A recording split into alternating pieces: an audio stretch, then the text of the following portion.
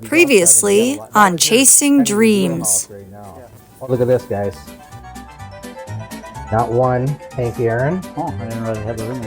2 Hank Aaron's. 3 Hank Aaron's. 4 Hank Aaron's. Holy cow. 5 Hank Aaron's. I think we're going to have to maybe unveil these not all at once, or the market might come down on them. Going forward from this point, I'm going to have to just, take these and assess them and get back to you. Even an air temperature of -7 degrees won't prevent the commenting collector from making an offer for his dream collection. And it's all coming up right now.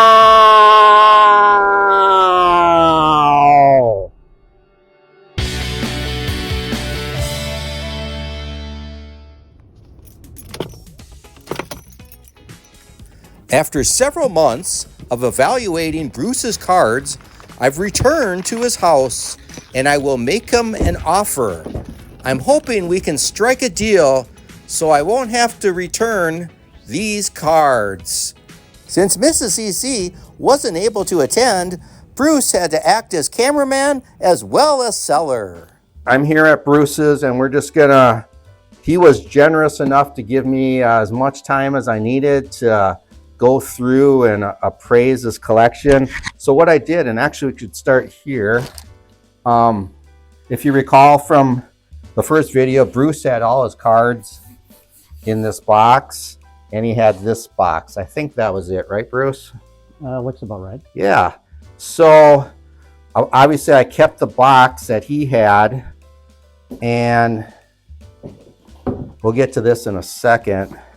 So as you see, there's a lot less cards in here because basically I went through every card that Bruce had because he had this all full, and basically I pulled out any like good cards in my subjective opinion, and Bruce had astutely put all his cards in early 2000s in plastic penny sleeves. Yeah.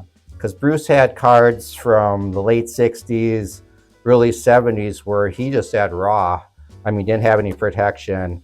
And then he wisely, about 20 years after that, put everything in penny sleeves, which is great.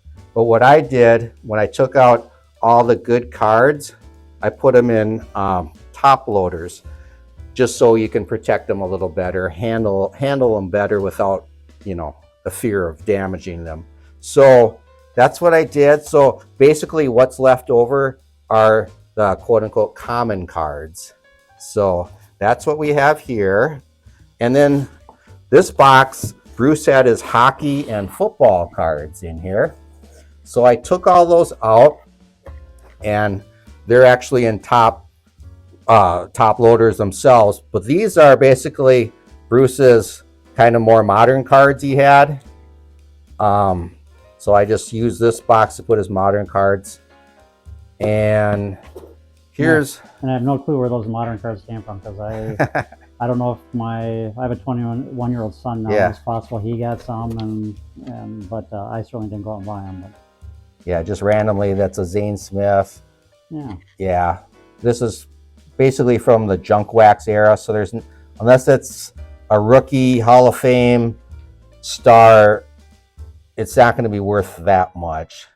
And then maybe if you got him graded and it came back at 10, then it would be worth something. But usually it was just back then for the fun of collecting. So that's what we did. So you just mass produced these things.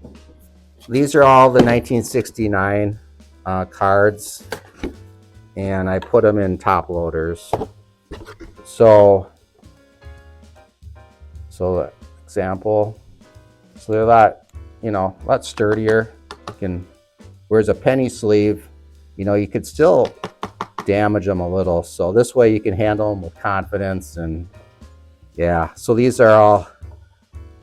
And Bruce, here's Lee May, not a Hall of Fame or superstar, but a good player that a lot of it was based on if I recognized the name. Yeah. Then, because as a baseball fan, you kind of recognize the good players. Oh, these are the the decal edges and I put all these in top holders because they're neat. We got that decal edge. What year are those from? I believe it's 69. Decal edge inserts are just slightly smaller than traditional cards and showcase a black and white photo. The real noticeable attribute is the die-cut edge, which makes the cards very difficult to find in mint condition. The cards also feature a blue facsimile signature. And now, on with the show. Yeah. So that's what I did. So Bruce, 69, that was when you started collecting, so you don't have quite as many.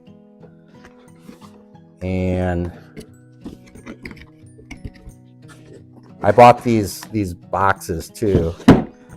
I got a pretty good deal on the top holders in bulk, but I think I bought two 1,000 box cases. I think I went through a case and a half, so I think I used like 1,500 top holders. Yeah, because Bruce had a lot of nice cards. So this is 1970.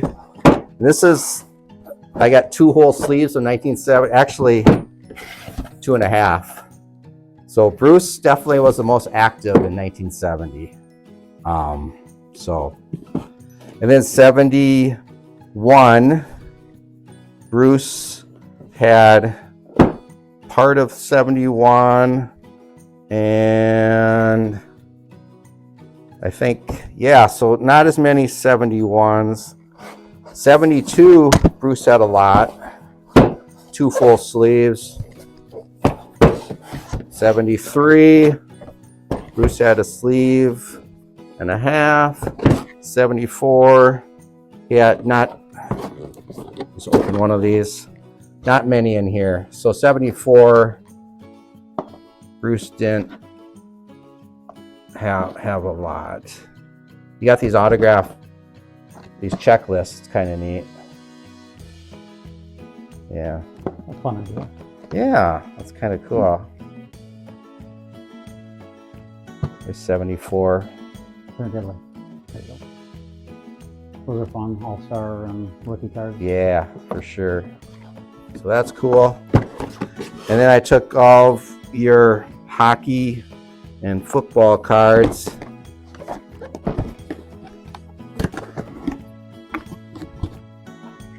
And I put the good ones, in my opinion, because this is an all-star, put them in the top holders. And then the rest I just left in Bruce's penny sleeves, but I got them all together. Oh, and then I actually have that Harmon Killebrew 3D one that he had there. Mm-hmm. Fun. Yeah. So that's what I did. Bruce had he meticulously took care and cataloged everything. So this looks familiar, right? Sure does. So what I did was I enlarged your catalog. That way, I could see it better, and then I can make notes on here. So, like for 1963, for example, Bruce, if they were common, I looked it up and I just averaged like a common card was selling for or sold for. That's more importantly. I went through all of recent sales on eBay, recent sales or auctions, and I kind of just took what the average sale was for cards, and the average seemed to be $1. But if they were, like I said before, if they were like a better than average player, I took it out, put in a top loader, and then I put a little T there. So everything with a T are in these top loaders. And then I went through every card and did like, a price like this Bill Mazeroski, 1969. The average price was like $5. Mm-hmm. And it all, Bruce you kept your cards in very good shape. So I did that through all of his cards. That's how I did it. And then I tallied everything up and then I put it on a sheet kind of for a final appraisal. And so that's that. Oh, you know, seeing the 69 down on the bottom, I put on there, Pete Rose was number 120, and I had to look that up because there's no back on the card. And did you remember that, Bruce, that there was no... That's really strange. That's very strange. In fact, you know what? It's not in the 69, because Bruce had a lot of his cards, he thought were his best cards. He had them in these screw downs.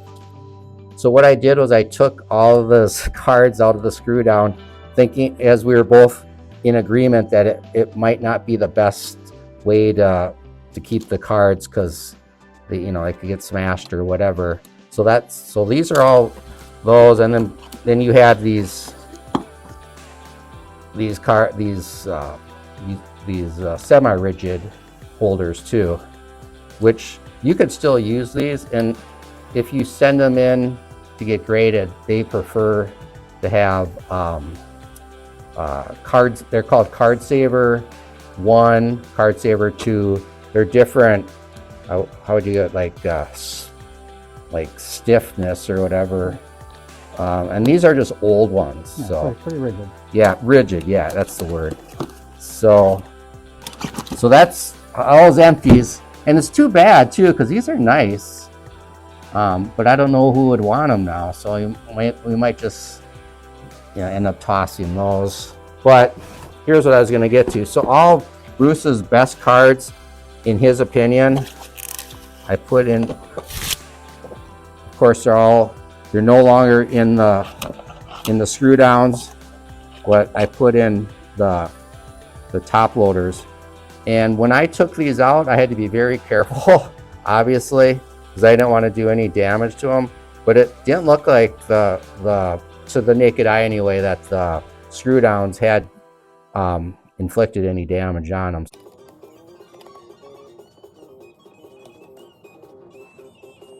After removing the screws and not detecting any paper loss, I slip it into a penny sleeve and carefully place the card into a semi-rigid to be sent off for grading. Hopefully it will come back without any damage. Now on with the show.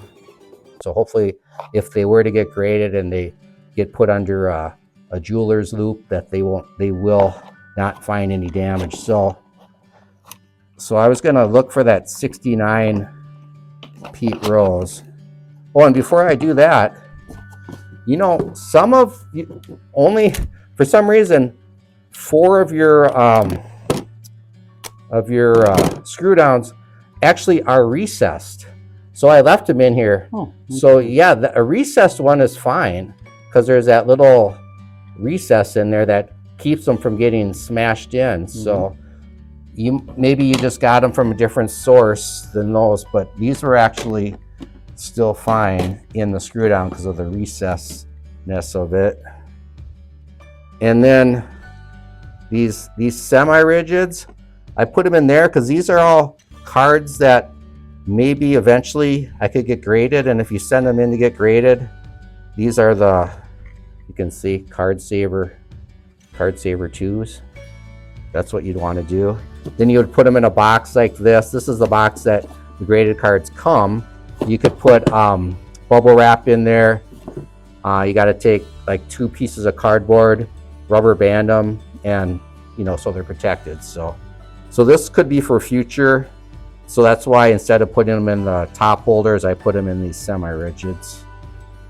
So yeah, these are all the great cards Bruce had the top tier ones. I mean, a lot of them are great, but these are the top tier ones that Bruce had. And I'm quickly going through these because if Bruce and I do reach an agreement, I'll definitely be spotlighting these cards on the channel. But okay, here it is. 69 Pete Rose, right? Cool card. Oh, actually, I was mistaken. Bruce had, you must have somehow looked it up and figured it was number 120. So So is that a misprint card that might actually have more value? I don't know. Interesting. I don't know if it would be considered a misprint, more value. Hopefully it would be, or it'd be considered like a card that was defective or something. I don't know. Yeah. Well, it's unique either way. Yeah, it's, I'm thinking like if a Pete Rose collector wanted everything and he didn't have this, maybe he would pay a premium, or maybe someone snobby and says, well, this isn't even like a real card. I've seen modern cards come through where during the printing process, the back, but I tried to look up, I didn't see anyone like a card like this, because I thought, well, was this like a different kind of set or something that had that? But I don't know. So if any of the viewers out there can shed any light on that, please put that in the comments, because I'd like to know. Actually, if there was going to be one person that could shed light on this particular curiosity, it was my friend and community card legend, Stuke, from Baseball Cards and Curiosities, who was at the Twin Cities Card Collectors Show, and I caught up with him and showed him the card. Pete Rose, and it's in immaculate sharp corners. It's just great eye appeal. But if he turns it around, there's something kind of unique and peculiar. Yeah, blank back. So Scott, what's your impressions? Have you seen anything like this? No, I haven't. Okay. Do you think it's valuable? I'd have to do some research on it. Awesome. Fair enough. Well, what we'll do is maybe some of Scott's friends or other dealers or even some of the attendees might shed some insight on it, because I couldn't find anything like it. I mean, obviously, there's some cards that because of printing errors, they do have blank backs, but this one, the 69, being the significance of a Pete Rose, I think it could be special. I'm hoping so anyway. So, yeah, I mean, that's basically the process. Again, I went through all of the recently sold, and if there was multiple, and there were multiple sales of varying prices, I just tried to take the median, the middle, or if there was a lot, a different, just take the average, and that's what I did. I kind of grouped all the commons in lots of kind of, they're all the same, and then it was more importantly to me to price out the superstars, because that's kind of the meat and potatoes of your collection. I mean, the commons are great for set building. The modern ones really don't have much value. I think I may have just put them as a lot, maybe of like $20 or something like that. So how do you price out commons? Or? Yeah, just the same way as I do all the cards. The recently sold, and they're like, say they were selling them for $1 in general, then I just price them as $1. So if you had 100 commons, that's $100, which, I don't know if people in general would want all the commons, but I think if they're building sets, they would, right? If they're missing them. So, and you know what, if we do come to agreement, that might be something I might want to do is, and I should mention, as far as building sets, the 1970 cards that Bruce has, he has the most of those. You actually have, Bruce, 562 unique cards out of the 720. So one would need to maybe find the 100, doing the quick math in my head, the 130, 140 cards, and you'd have a complete set. But why are there 2.5 boxes, or 3 boxes if you count the commons? Because you have 586 extras that are doubles or duplicates or triples. So you have over 1,000 cards of 1970, and about half of them are unique. So, but I had to price them out and just disclose kind of the more, specifics about the deal. I priced it at $1,000. So that's it. Then we just go through all the collection, total it up, and go from there. So I think Bruce and I will probably negotiate something. offline and we'll see what we have. Okay, so after a long, grueling negotiation, no, just kidding. Great thing is Bruce and I are friends, so we're each going to get a fair deal. Bruce wanted his great collection to go to a good home, which hopefully I'll provide. And Bruce is getting, well, I'll show you the numbers in a second, but he's getting probably a better deal than he would if he would have brought it to a card store or a dealer, or tried to sell them online, because then he would have to pay all the fees and stuff. So we came to an agreement, which I'm really happy. So thank you so much, Bruce. Glad you appreciate it. Glad they're gonna be yours. And I just wanted to, because if you remember in the first video, Bruce was a big Oakland A's fan. So this was one of his favorite cards. It's a 1969 Rookie Star of Raleigh Fingers. So if you would accept this, so you have at least something from your collection to save, I would love to give that to you and keep it here. So. That would be a good memory. Okay. Well, thanks again, and thanks for following on the journey. And there'll definitely be more to come, as I'm going to go through the cards in upcoming episodes, just to show off kind of the new cards that I've added to my collection.